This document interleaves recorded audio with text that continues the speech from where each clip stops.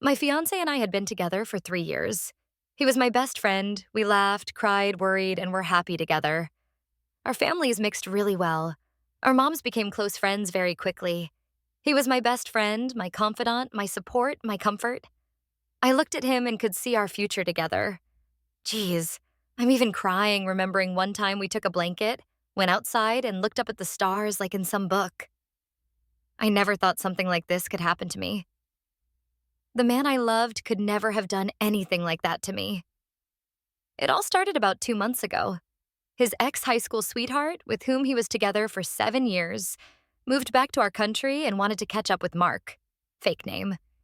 He told me they broke up because they were unable to sustain a long-distance relationship when she left to pursue postgraduate studies. They hadn't been in contact for about 5 years. She sent him an email. He showed it to me, and it was completely platonic. She was just curious about what he had become. He asked me if he could meet her, and I said yes. I trusted him, so he went. But when he came back, he was a bit withdrawn. He is usually very chatty, but he was dismissive when I asked him how it went, etc. So I let it go. However, in the following weeks, he was often on his phone. He picked random fights with me and didn't look me in the eyes when we had sex. He didn't whisper loving words either. I'm really touchy and clingy, and in our 3 years together, he had never once recoiled or refused my embrace, but he started doing it. I usually hug him like a koala when he comes back home from work. I'm a bit childish, I know, but he only let me do it twice. It was such a sudden change. I asked him what was wrong, but he just said he wasn't feeling too good. On a Saturday, I went to visit his grandma, as we usually knit together. I feel really close to her because she adopted me easily and reminds me of my own granny, who died when I was in high school. When I came back, I found him packing his stuff. My whole world fell apart. He was being so cowardly. He told me he was sorry for making me suffer like this, but sometimes life gives you a second chance and you have to recognize it for what it is. He said that he loved me, but when he met his ex, he realized the feelings weren't the same. He said he regretted letting go of her, that he had found himself again, and that it had been a difficult choice for him, but he had to take this chance. His ex wanted him back. She had realized what she had lost and risked losing him again for good. When he told her he was getting married, he supposedly refused her at first, but as time passed and they talked, his old feelings came back. He hoped I would forgive him one day and understand. I cried as he was talking. It sounds stupid, but it was as if I was looking at a stranger. He said he would still pay rent and part of the bills until our lease was up and I could find another place. He makes a lot more than I do, and I wouldn't be able to afford to live in our apartment on my own. I begged him not to make this mistake, that he was being fooled by an idealized memory of their past together, that he was having cold feet. But he was like a wall. He didn't even look at me. At about 10 p.m., there was a truck outside with one of his friends waiting for him. He apparently came to help him move. I wasn't really close with that particular friend, but he didn't seem sorry for me. Mark hugged me goodbye and left. I hadn't cried that hard in years. I slept in our spare room to avoid feeling the emptiness of our room with his things gone. I sank into the deepest, most pathetic mood and tried to call him, but it went to voicemail. I had no idea where he went, but assumed he was now living with his ex. After 3 weeks of talking again, how ridiculous. I'm really lucky to have supportive friends and family. My best friend even moved in for 5 days.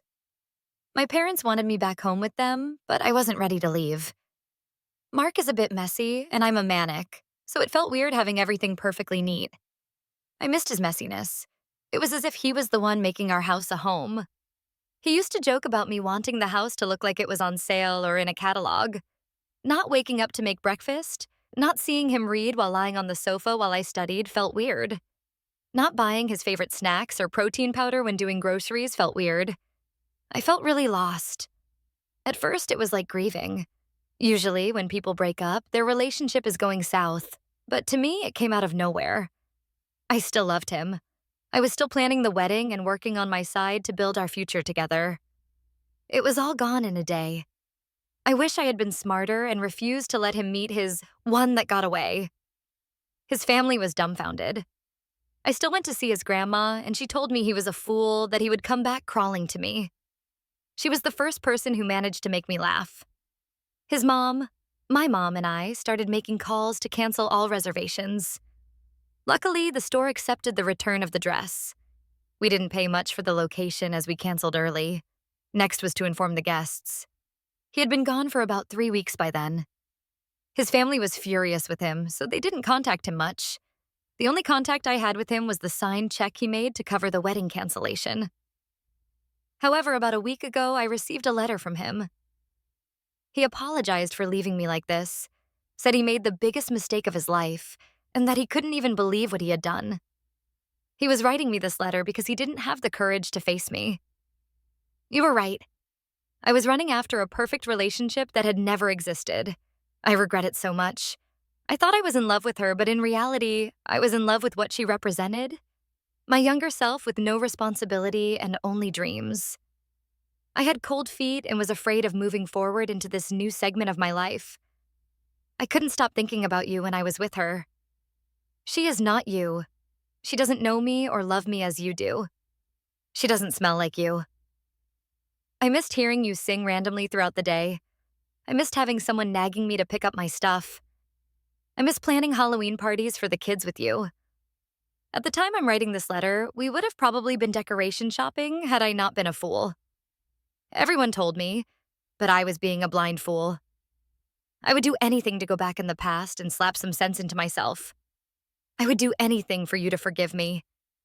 I know we have already started canceling everything, but I'm ready to pay for everything myself.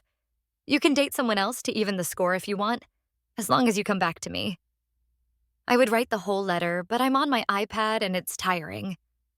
I just gave the important parts. He kept on with apologies and begged me to forgive him.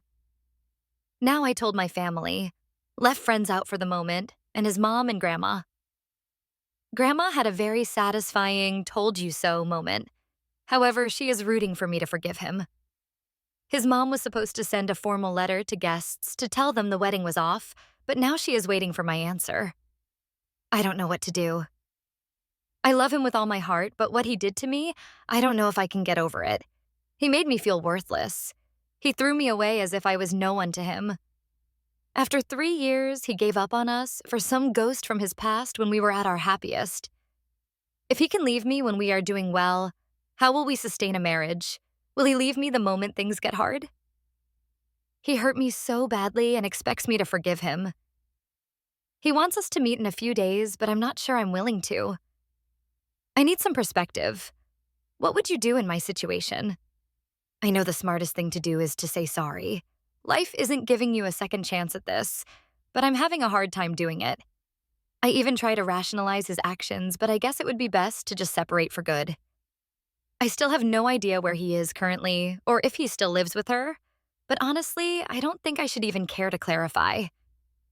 You guys have laid it down really well for me, and I can even see things that I hadn't considered regarding what he did. I want to just answer, please do not contact me again and be done. However, I don't know if it's proper. Update. I'm really thankful to everyone who answered and comforted me. You guys gave me the strength to look forward and not make a decision based on nostalgia. I felt really alone in my pain, but thanks to you, I felt a little less lonely. So Mark wanted to meet. I unblocked him from my phone and told him I didn't want to meet and to please not contact me anymore. He answered, please, baby, I need to talk to you. Can we meet another day? I know I messed up really badly and hurt you deeply, but I'll do anything to make it up to you. Anything you ask, I'll do it. Needless to say, this just angered me more. How dare he use terms of endearment with me? I just blocked him again. After that, I met his mom later that week and told her to proceed with the notification of cancellation. We had an emotional moment, and she told me that even though she would have really wanted us to be one big family, she would have done the same thing in my place.